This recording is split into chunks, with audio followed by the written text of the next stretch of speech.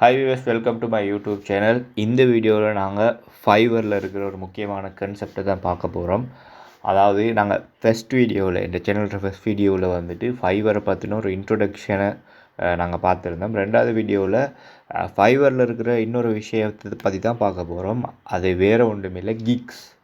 நான் ஃபைவர்கிட்ட ஃபஸ்ட்டு வீடியோவிலையும் சொல்லியிருப்பேன் கிக்ஸுண்டா என்னங்கிறத. ஸோ இதில் நம்ம கொஞ்சம் டீட்டெயிலாக பார்ப்போம். ஆனால் எல்லா விஷயங்களையும் நான் கிக் பற்றின எல்லா விஷயங்களையும் இன்றைக்கு வந்துட்டு உங்கள்கிட்ட ஷேர் பண்ணலை. ஏன்னா கிக்குங்கிறது வந்துட்டு ஒரு பெரிய டாபிக். ஸோ கிக்குங்கிற கன்செப்ட் வந்துட்டு நம்ம சிம்பிளாக சொல்கிறேன்னு சொன்னால், நீங்கள் ஒரு மார்க்கெட்டில் உங்களோட கடையை ஓப்பன் பண்ணுற மாதிரி தான் கிக்குங்கிறது. இப்போ ஃபைவரில் நம்ம ஒரு ஃப்ரீலான்சர்ஸ்க்குரிய மார்க்கெட்டை நாங்கள் பார்த்தோம்னு சொன்னால், அதில் நீங்கள் ஒரு ஃப்ரீலான்சராக இந்தந்த சர்வீஸ் ஆஃபர் பண்ணிட்டு இருக்கீங்கன்னு சொல்லி காட்டுறது தான் நாங்கள் கிக்ஸில் யூஸ் பண்ணுறோம். கிக் ஒன்று நாங்கள் க்ரியேட் பண்ணுறதுக்கு நிறைய விஷயங்களை நாங்கள் பின்பற்ற வேண்டியிருக்கு. அந்த விஷயங்களை நாங்கள் பார்க்குறது முதல் நீங்கள் இப்போ எக்ஸாம்பிளுக்கு வந்துட்டு நான் இப்போ இந்த பேஜில் வந்துட்டு டிஜிட்டல் மார்க்கெட்டிங் பற்றின ஃபைவரில் நான் உங்களுக்கு சொல்லியிருக்கிறேன். ஃபைவரில் நிறைய ஃபீல்ட்ஸ் இருக்குது நீங்கள் ஏர்ன் பண்ணுறதுக்குரிய. அதில் நான் இப்போ டிஜிட்டல் மார்க்கெட்டிங் எடுத்துருக்கிறேன்.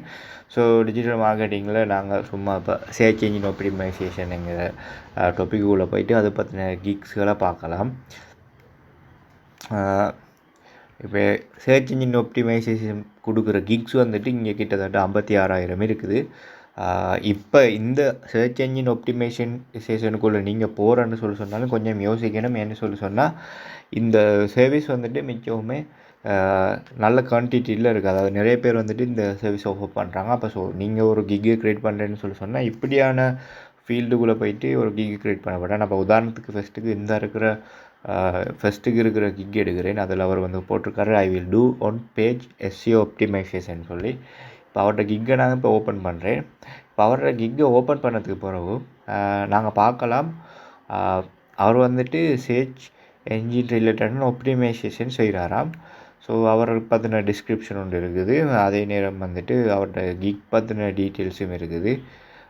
அவரோட கிக்கில் வந்துட்டு அவர் கொடுக்குற என்ன விதமான பேக்கேஜஸ் ஆஃபர் பண்ணுறாருங்கிறத வந்துட்டு போட்டிருக்காரு. அவரோட பேசிக் பேக்கேஜ் எடுக்கிறேன்னு சொன்னாலே $150 கொடுக்கணும். அதே நேரம் ஸ்டாண்டர்ட் பேக்கேஜ் $300 கொடுக்குறாரு. அதே நேரம் ப்ரீமியம் பேக்கேஜ் வந்துட்டு $450 கொடுக்குறாரு.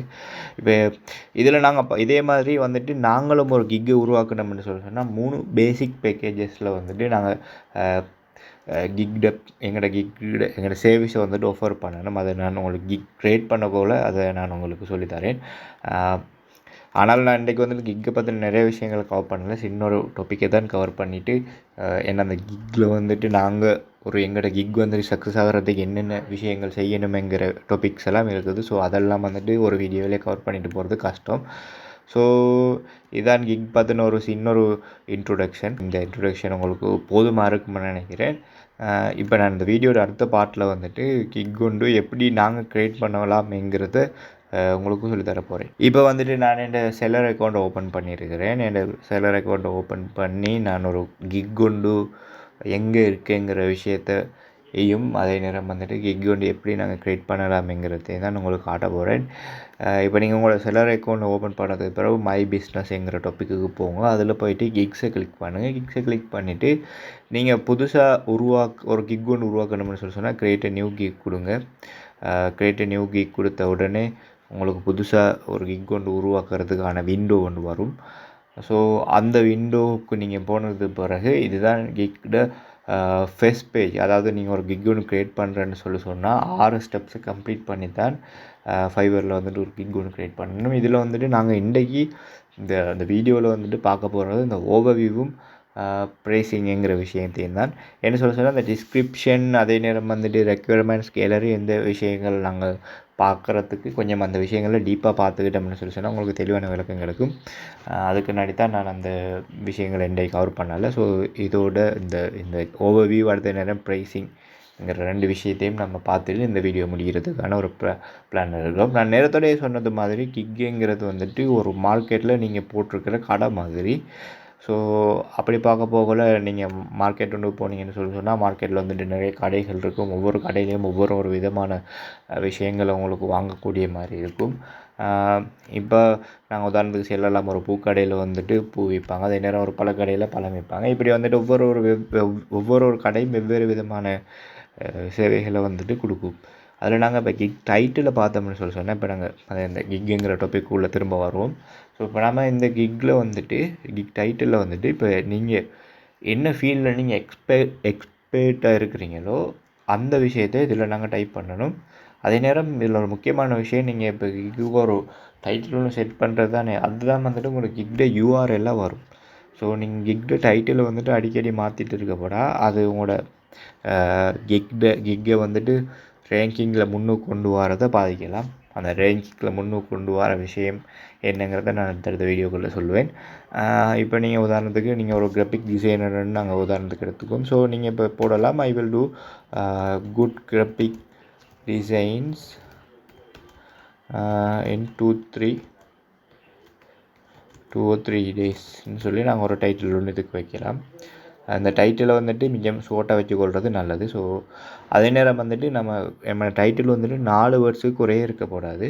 ஸோ அந்த விஷயத்தை நாங்கள் பார்த்துக்கணும். அதே நேரம் நாங்கள் இப்போ அந்த கிராஃபிக் டிசைனிங் ரிலேட்டடான டாபிக் ஒன்று தான் டைப் பண்ணியிருக்கிறோம். ஸோ எங்களுக்கு ஃபைபரே வந்துட்டு சஜஸ்ட் பண்ணுது என்ன கேட்டகரிக்குள்ளே எங்களை இது வரணும்னு சொல்லி. அதே நேரம் அதுக்கு பிறகு வந்துட்டு நாங்கள் அந்த விஷயத்தை லோகோ டிசைன் நான் உதாரணத்துக்கு கொடுக்குறேன். ஸோ இதில் எப்படியான லோகோ நீங்கள் செலக்ட் பண்ணணுமேங்கிற அந்த மெட்டா டேட்டா விஷயங்களை கொடுக்கணும். மெட்டா டேட்டாங்கிறது வந்துட்டு அந்த கிக் பற்றின மேலதிகமான தகவல்களை நாங்கள் அந்த ஃபைவர் அல்காரிதம்ஸுக்கு கொடுக்குறது. ஸோ அதுதான் அது. இப்போ நாங்கள் பொதுவாக நான் இப்போ சும்மா ஃபீல் பண்ணுறேன், சும்மா ஃபைல் ஃபார்மேட் வந்துட்டு நாங்கள் பொதுவாக கிராஃபிக்ஸ் வந்துட்டு பிஎன்ஜி ஃபார்மேட்டில் தான் கொடுக்குறது. ஸோ நான் பிஎன்ஜி செலக்ட் பண்ணியிருக்கிறேன். அதே நேரம் வந்துட்டு இப்போ எங்களோட கிக்கோட ரிலேட்டடான கீவேர்ட்ஸ் நாங்கள் அடிக்கணும். இந்த கீவேர்ட்ஸ் வந்துட்டு கடை முக்கியம். அதாவது வந்துட்டு இப்போ எங்களோட கிக்கு வந்துட்டு தேடுறதுக்கு ஒரு கிளையண்ட் ஒன்று வந்து நம்மளோட கிக்கை தேடுறதுக்கு வந்துட்டு இந்த கீவேர்ட்ஸ் ரொம்ப முக்கியமாக இருக்கும். ஸோ நாங்கள் கீவேர்ட்ஸ் கொடுக்கலாம். இப்போ உதாரணத்துக்கு நான் கொடுக்குறேன் கிராஃபிக் டிசைனிங்னு சொல்லி. ஸோ கொடுத்துட்டு நாங்கள் இதை டிக்ளேர் பண்ணிவிட்டு அடுத்த பக்கத்துக்கு போனோம்னு சொன்னால்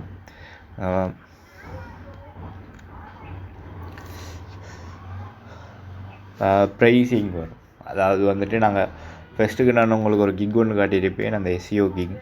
அந்த எஸ்இஓ கிக்கில் வந்துட்டு அவரோட ப்ரைஸை செட் பண்ணியிருந்தார். ஸோ அவர் இந்த டெப் மூலமாக தான் செட் பண்ணியிருக்கார். அதாவது அவரோட பேசிக் package, standard package, premium package, இப்படி 3 பேக்கேஜ் எங்களுக்கு கொடுக்கலாம்.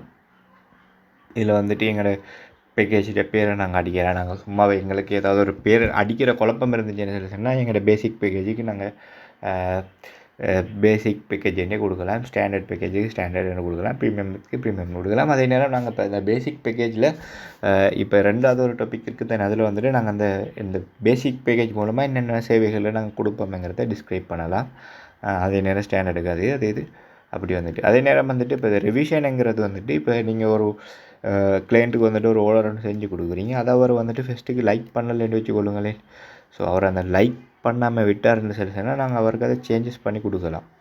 ஸோ அந்த ரிவிஷனுக்கு உங்களுக்கு வந்துட்டு எவ்வளோ டைம் எடுக்குமெங்கிறத செலக்ட் பண்ணலாம். எத்தனை தடவை நீங்கள் ரிவிஷன் பண்ணி கொடுப்பீங்க, அந்தந்த விஷயங்கள்லாம் கொடுக்கலாம். இந்த விஷயங்கள்லாம் நீங்கள் கட்டாயம் இப்போவே கொடுத்துக்கிட்டா நல்லது. அடுத்தது வந்துட்டு கிராஃபிக் சம்மந்தமான மேலதிகமான விஷயங்களுக்கு இப்போ நான் இது உதாரணத்துக்கு கிராஃபிக் எடுத்திருக்கேன், கிராஃபிக் டிசைன் எடுத்திருக்கிறேன். ஸோ அது சம்மந்தமான விஷயங்களில் மேலதிக விஷயங்கள் கொடுத்துட்டு நாங்கள் இங்கே வந்துட்டு ப்ரைஸ் செட் பண்ணலாம். நீங்கள் பேசிக் பேக்கேஜுக்கு என்ன ப்ரைஸ் கொடுக்குறீங்க, அடுத்து வந்துட்டு மீடியம் பேக்கேஜுக்கு என்ன ப்ரைஸ் கொடுக்குறீங்க, அதே நேரம் வந்துட்டு உங்களோட ப்ரீமியம் பேக்கேஜுக்கு என்ன ப்ரைஸ் கொடுக்குறீங்கிற விஷயத்தையும் கொடுக்கலாம். அதே நேரம் நாங்கள் கிக் பார்த்தின எக்ஸ்ட்ரா தகவல்களும் கொடுக்கலாம். நாங்கள் இதை குயிக்காக டெலிவரி பண்ணுறதுக்கு ஒரு எக்ஸ்ட்ரா அமௌண்ட் சார்ஜ் பண்ணிவிட்டு நாங்கள் தருவோம்னு சொல்லி அப்படி வந்துட்டு நிறைய விஷயங்கள் இருக்குது. ஸோ இந்த விஷயங்கள்லாம் கம்ப்ளீட் பண்ணிவிட்டு நாங்கள் சேவ் அண்ட் கண்டினியூ கொடுத்தோம்னு சொன்னால் இது 3வது description and frequently ask questions பக்கத்துக்கு போகும். ஸோ இந்த டாப்பிக்கை வந்துட்டு நம்ம இன்னொரு வீடியோவில் பார்ப்போம். என்ன சொன்னால் இது கொஞ்சம் நல்லாவே கதைக்க வேண்டிய ஒரு விஷயம். அதே நேரம் வந்துட்டு ரெக்குயர்மெண்ட்ஸ், அதே நேரம் கேலரியில் வந்துட்டு என்னன்னு சொன்னால் நாங்கள் அந்த கிக் நீங்கள் உதாரணத்துக்கு நீங்கள் கிராஃபிக் டிசைனர்னு சொன்னால் நீங்கள் கிராஃபிக் ரிலேட்டடாக நேரத்தோடு செஞ்ச ஃபோட்டோஸுகள்லாம் அதில் போட்டு காட்டலாம். நான் இந்த வகையான கிராஃபிக்ஸ் நேரத்தில் செஞ்சுருக்கேன். அதாவது உங்களோட ஒர்க்கோட போர்ட்ஃபோலியோ மாதிரி ஒரு விஷயத்தை கிளரியில் போட்டு காட்டலாம். இப்போ டிஸ்கிரிப்ஷனுங்கிறது வந்துட்டு நாங்கள் கிக்கு பற்றி வந்துட்டு விபரித்து சொல்கிறது தான் அந்த விஷயம் தானே அது. அதை நீங்கள் மிச்சம் யோசிக்க தேவையில்ல. ஆனாலும் அதுக்குள்ளே சில விஷயங்கள் நாங்கள் படித்து கொள்ளணும். அதுக்கு தான் நான் வேறொரு வீடியோவில் பேசுகிறேன்னு சொல்கிறேன். இதோடு இந்த வீடியோ முடிச்சுக்கொள்கிறேன். தொடர்ந்து என்ன சேனலில் இணைஞ்சிருங்க. ஃபைவரில் கிக் உருவாக்குற சம்மந்தமான பல விஷயங்களை நான் உங்களுக்கு சொல்லித்தரதுக்கு நன்றி.